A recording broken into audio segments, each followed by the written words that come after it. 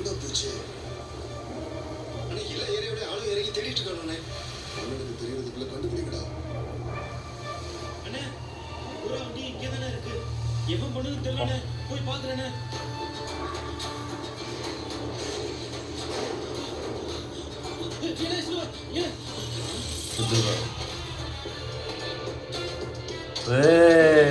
போட்டி தொட்டுக்கான்.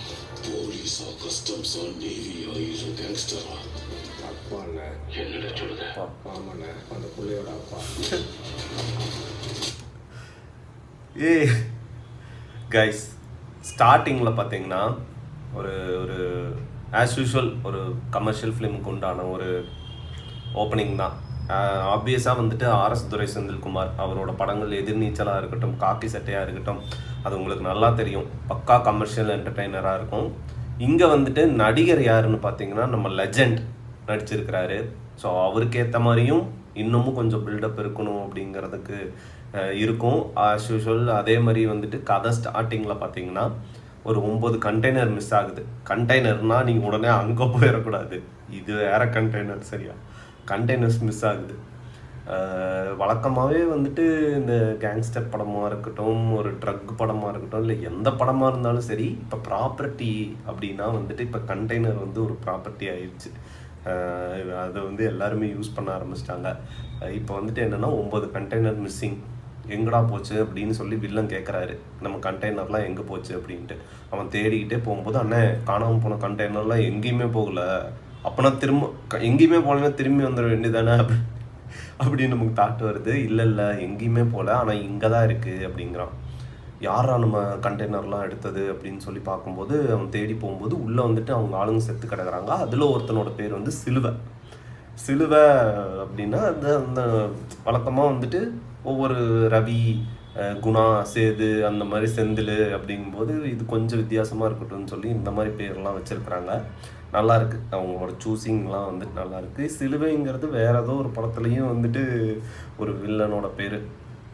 ஸோ அந்த அக்மார்க் நம்ம லெஜண்ட் வந்து சொல்லியிருப்பாருன்னு நினைக்கிறேன். எனக்கு அக்மார்க்காக வந்துட்டு ஒரு ஒரு படம் இப்போ வந்து எப்படி அந்த இதுக்கு முன்னால் வந்த படம் வந்துட்டு சிவாஜி படத்தோட ரீமேக் மாதிரியே இருக்குது அப்படிங்கிற மாதிரி, ரீமேக்னு சொல்ல முடியாது, ஒரு ஸ்பூஃப் வெர்ஷன் மாதிரி இருக்குது அப்படின்னு சொல்கிற மாதிரி இது வந்துட்டு நிறையா படங்களோட அந்த கேங்ஸ்டர் படங்களாக இருக்கட்டும், இல்லைன்னா ஒரு கமர்ஷியல் படங்களாக இருக்கட்டும், அதை வந்து எடுத்திருக்காங்க.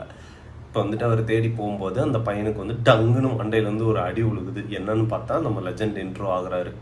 அவன் ஒருத்தன் தான் தேடிட்டு போகிறான். டக்குன்னு பார்த்தா எப்படி நிறைய பேர் வந்தாங்கன்னு தெரியல, மேபி அதுக்கப்புறம் அவனுக்கு ஃபாலோ பண்ணிகிட்டே வந்திருக்காங்க. அந்த இடத்துக்கு நம்ம லெஜண்ட் வராரு. இதுக்கு நடுவில் வந்துட்டு காரில் வெளியே பார்த்தீங்கன்னா ஒரு பாப்பா உட்காந்துருக்கு. ஓகேவா? இவங்க என்ன சொல்கிறாங்கன்னா, யாராமன் வில்லன் கேட்குறான், யாராமன்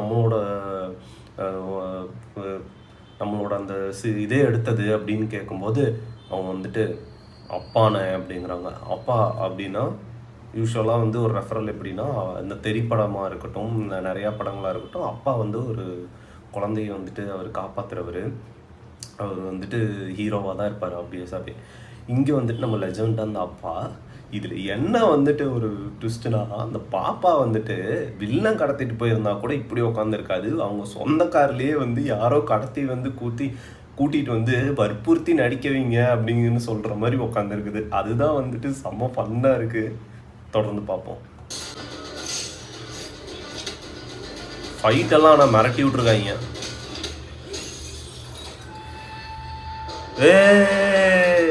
தலைவா லெஜண்ட் சரவணன்.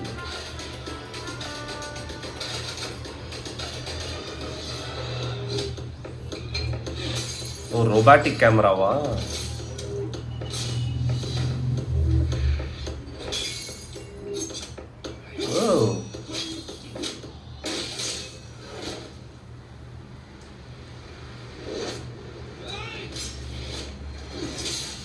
ஸ்டண்ட் எல்லாம் பண்ணியிருக்கிறாருங்க.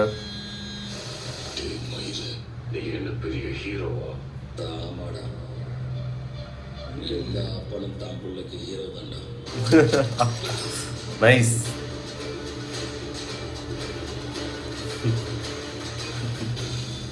இந்த பாப்பாவை நடிச்சாதாங்க எனக்கு பாவமாக இருக்கு. அது பாவம். Like this flower.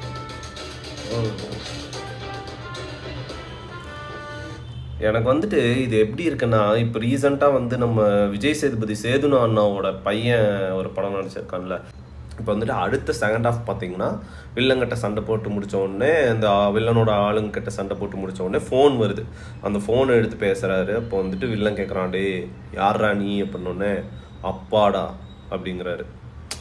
டே நீ என்ன ஹீரோவா அப்படின்னு கேட்குறாரு. நீ என்ன பெரிய ஹீரோவா அப்படின்னோடனே, ஆமாண்டா நான் ஹீரோ தான்டா அப்படிங்கிறாரு. அதை மட்டும் வச்சுருந்தாங்கன்னா ரொம்பவே வந்துட்டு நம்ம தலைவரோட ஸ்டைலை காப்பி பண்ண மாதிரி இருந்திருக்கும். இன்னொரு டைலாக் என்னென்னா, எல்லா பொன் குழந்தைங்களுக்குமே அவங்க அப்பா ஹீரோ தான்டா அப்படிங்கிறாரு. அது ஒரு மாதிரி டச்சிங்காக நல்லா இருக்குது. அடுத்து பார்த்தீங்கன்னா அந்த பாப்பா அது வழக்கம் போல் வந்துட்டு யாரோ வற்புறுத்தி கொண்டாந்து மிரட்டி உட்கார வச்ச மாதிரியோ உட்காந்துட்டு ஐஸ்கிரீம் சாப்பிட்டு I like this flavour daddy அப்படிங்குது. அது எதுக்கு ரெஃபரன்ஸ்னால் பின்னால் சண்டை, அவங்க அப்பா செஞ்ச சண்டையோட இது வந்து அவங்களுக்கு பிடிச்சிருக்கு அப்படிங்கிற மாதிரி. ஒரு யூஸ்வலாக பார்த்தீங்கன்னா இது நல்லா இருக்குது. ஆர்எஸ் துரை செந்தில்குமாரோட ஆஃப் கட்ஸும் வந்துட்டு அவரோட ஆஃப் ஐடியாலஜியும் லெஜண்டோட ஆஃப் ஐடியாலஜியும் போட்டு எடுத்திருக்காங்க. இந்த ரொபாட்டிக் கேமரா இதெல்லாம் வந்து நல்லா பண்ணியிருக்காங்க. இப்போ நம்ம வந்து சமீபத்தில் வந்து லியோ படங்களாக இருக்கட்டும் எல்லாம் அதான் முன்னாடி சங்கர், லோகேஷ் கனகராஜ் அந்த வகையில் கமர்ஷியல் டைரக்டர்ஸ் வகையில் ஆர்எஸ் துரை செந்தில்குமார் அவருக்குன்னு ஒரு பாணியில் போயிட்டு இருந்தார். ஆனால் இந்த படத்தில் அவரது வந்துட்டு இல்லை நீங்கள் வந்து முன்னாடி அந்த மாதிரி அந்த கலவைகளாக இருக்கணும் அப்படின்னு சொல்லி யாராவது வற்புறுத்தி இருந்தால் அவர் அப்படி பண்ணியிருக்க வாய்ப்பு இருக்குது. நல்லாயிருக்கு. படம் வந்ததுக்கப்புறம் நீங்கள் போய் பாருங்கள். பாய்.